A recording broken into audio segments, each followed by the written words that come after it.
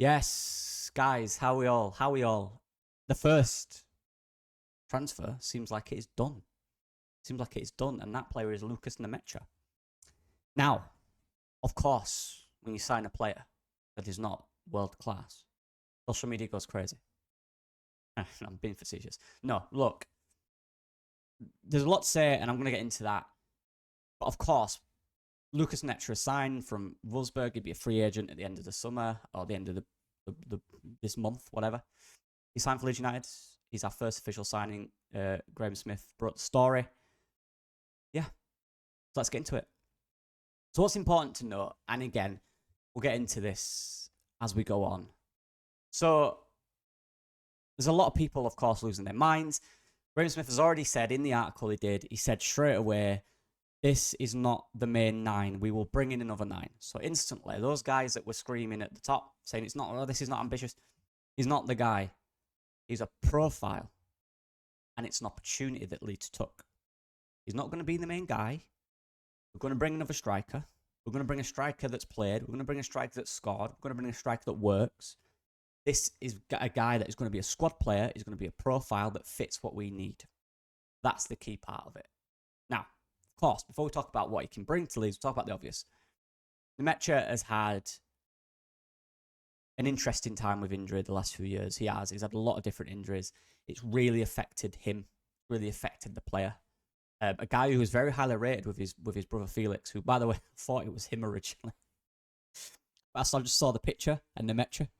I didn't read the first name. I was like, oh my God, but it's not Felix. It's his brother Lucas, which is fine. But what I want to say is, and it's really important to establish what he is and why we brought him in. It was an opportunity. The guy was becoming a free agent at Wolfsburg. And look, the biggest problem and the biggest issue that he's had in the last few years is injury. It's affected him massively in terms of being a consistent performer at the top level because he's had these setbacks. But that's what that does to you when you always have it. It's that confidence. Suddenly you're not playing. Suddenly you're not known. You're not as highly rated as you were. That's affected him. And it's kind of, for this guy that had a bit of everything, it's kind of made his game a little more diluted. Because suddenly you're not playing and you lose that confidence. You could do all these different things back in the day, but now you can't do as many because you've not found the confidence to do it. That's kind of where he's at in his career. But of course, look, I mean, I'm just looking here. Mohamed Amoura is the striker at Wolfsburg and Jonas Vind, and they are very good. Probably too good for Leeds, to be fair. But that's the level he was competing against. So when you've got these injuries, and those are the guys that are in your place that are consistently performing, good luck.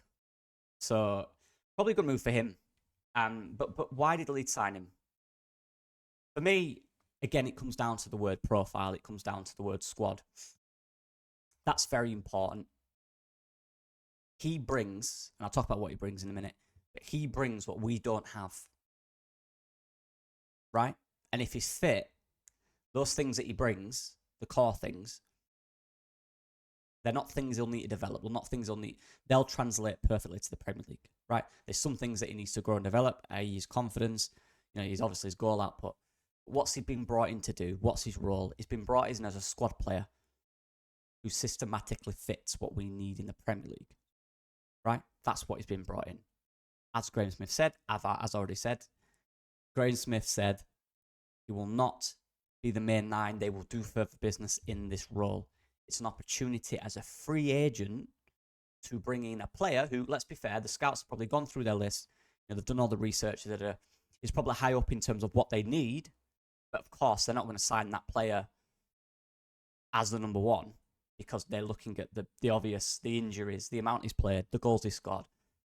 But as a profile, they're looking at the physical side of it and going, yeah, that works as an option in the Premier League. Farke's gone, yeah, as a squad player in a certain need on the pitch, good player, let's bring him in. So what does he do? Well, he's a physical player, right? He's a physical player. Big, strong guy, quite quick as well. He's an outlet, he's an output. That's what he is. And that's what it'll be, in my opinion, for Leeds. He's more than that. For Leeds United, everyone keeps saying it, we're a team that will be under the cosh low blocks, looking for breaks. When we're under that cosh, we need an outlet. We don't have one. Talk about Bamford, but again, his injury record's even worse.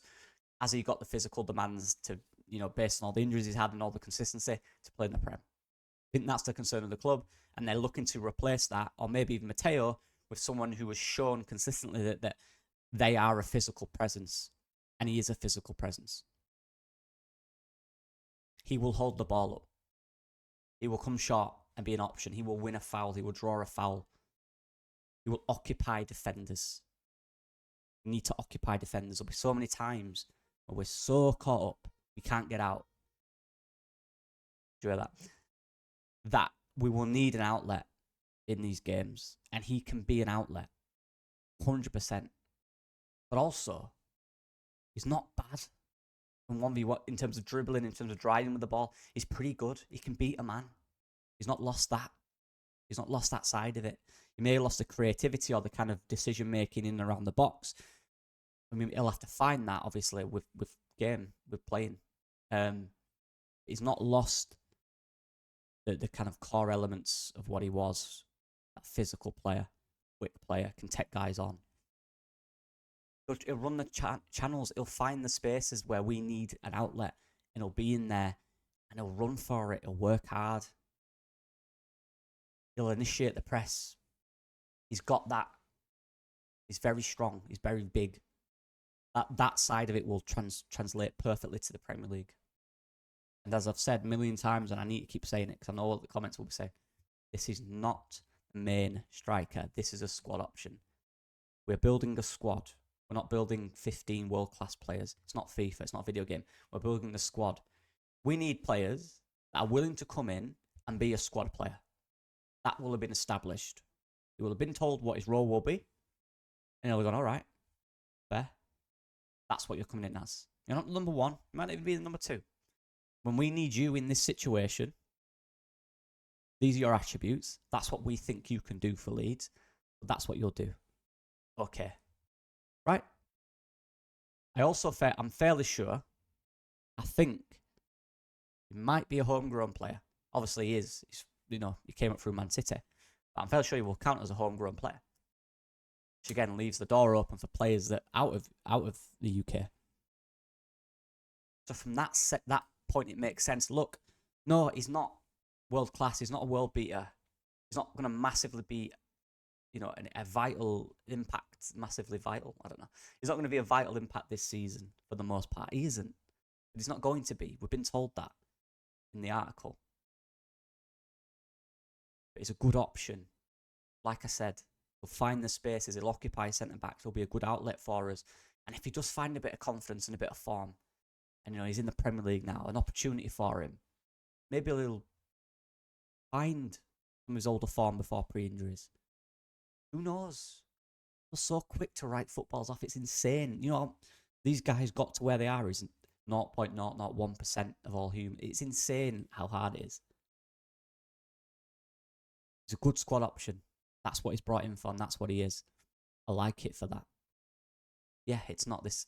I'm not going, oh my God, this is outstanding. No, that's not what it is. It is what it is. That's what he's here for. He's here to bring that. I think we're underestimating the importance of the squad.